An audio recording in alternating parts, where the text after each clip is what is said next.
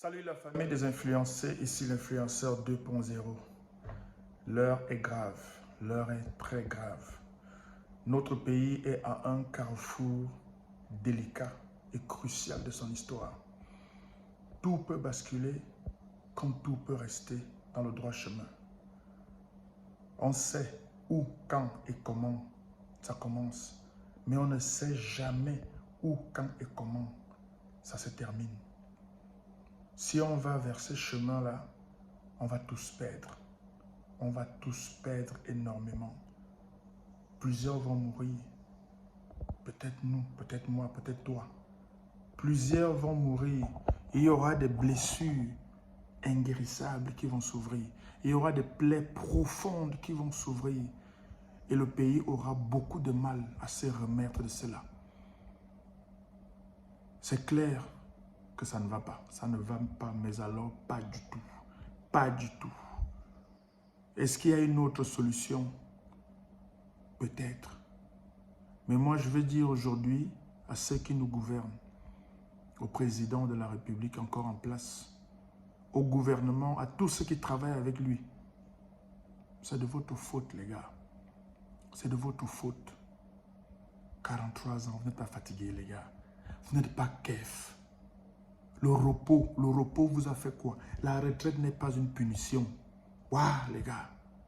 Ce dernier mandat que vous avez encore eu là, les derniers 7 ans-ci, on aurait même cru que vous alliez vous réveiller, que vous aurez fait quelque chose pour dire aux Camerounais, oui, on a compris.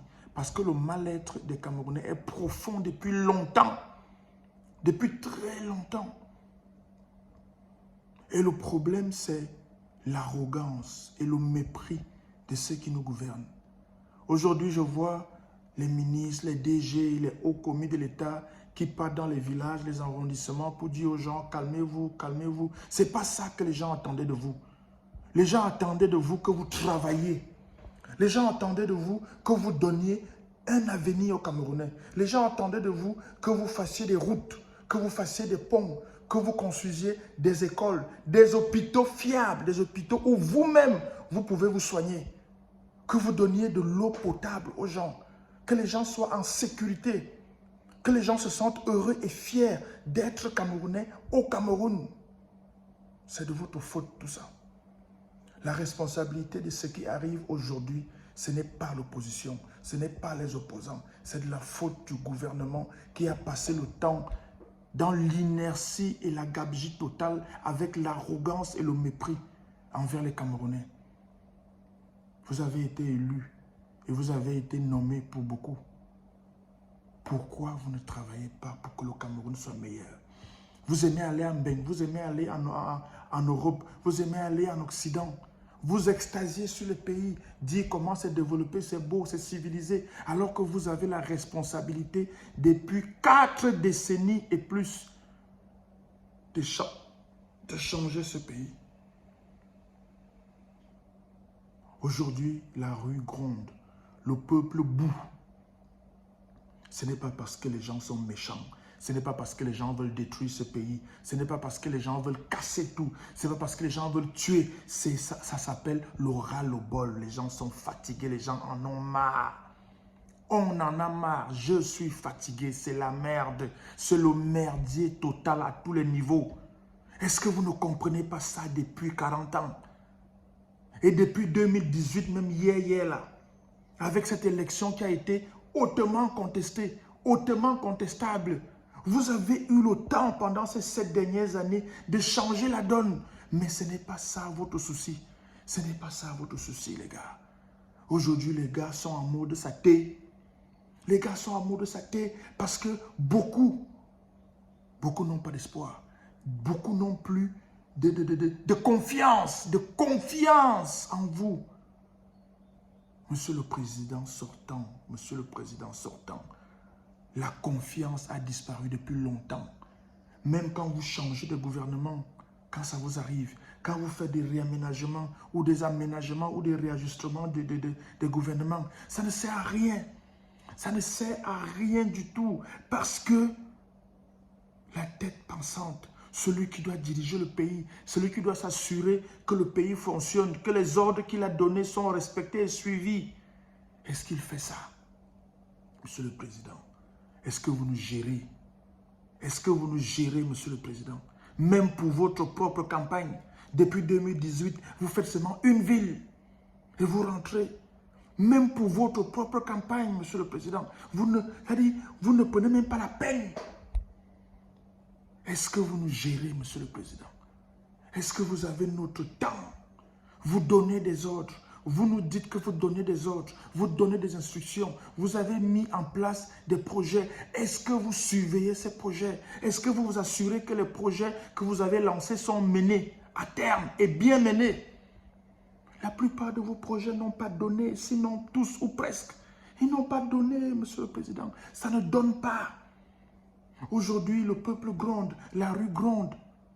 La seule chose que vous allez faire, c'est nous envoyer l'armée. Nous envoyer les gens en tenue pour tirer sur les gens. Est-ce que c'est une solution, Monsieur le Président? Depuis toujours, c'est la même solution que vous avez. Envoyer l'armée, envoyer l'armée, envoyer l'armée. Est-ce qu'il n'y a pas une autre solution, Monsieur le Président? C'est vous qui avez les clés pour désamorcer ce qui est en train de se préparer là. C'est vous qui avez le pouvoir pour désamorcer ce qui est en train de se préparer là, Monsieur le Président. Je ne veux pas aller dans la rue. Je ne veux pas que les gens aillent dans la rue. Je ne veux pas que les gens cassent. Je ne veux pas que ce pays brûle. Monsieur le Président, c'est vous qui pouvez arrêter ça. Faites ce qu'il faut pour arrêter ce qui est en train de se préparer là. Personne d'autre n'a le pouvoir d'arrêter ce qui est en train de se préparer là. Et à vos gouverneurs, vos ministres, vos DG, ceux qui nous gouvernent. Aujourd'hui, vous venez dans tous les villages, tous les quartiers, parler aux gens, parler aux gens. Est-ce que vous avez souvent le temps de ces gens-là? Quand la période électorale passe, est-ce que vous avez le temps de ces gens-là? Est-ce que vous gérez ces gens? Quelqu'un a dit récemment, un ministre n'est pas comptable devant le peuple, mais devant son patron. Mais aujourd'hui, on voit les ministres venir parler au peuple directement. Vous venez nous parler maintenant pourquoi? Vous venez nous parler maintenant pourquoi? Alors que l'un de vos collègues a estimé et a dit que vous n'êtes pas comptable devant le peuple, mais devant votre patron. Messieurs les ministres, allez parler à votre patron.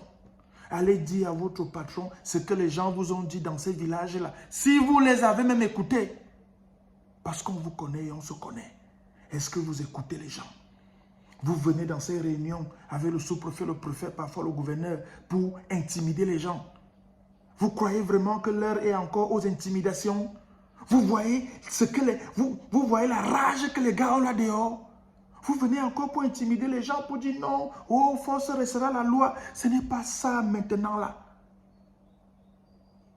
Dites à votre patron que c'est lui seul qui a le pouvoir pour arrêter ce qui est en train de se passer. Mes frères et sœurs Kamé, si on casse, c'est nous qui allons perdre.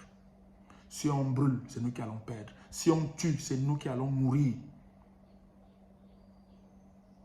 Mais malheureusement, le ras-le-bol est violent. L'eau a débordé le vase. On ne peut que se retourner vers le président sortant. Monsieur le Président, c'est vous qui avez les clés pour stopper tout ça. C'est vous et vous seul qui pouvez stopper tout ça. Que Dieu protège le Cameroun et les Camerounais. Et que Dieu nous bénisse. Et que la paix soit dans ce pays. C'est dur, c'est très dur. Mais préservons au moins le peu que nous avons encore. Le peu que nous avons encore.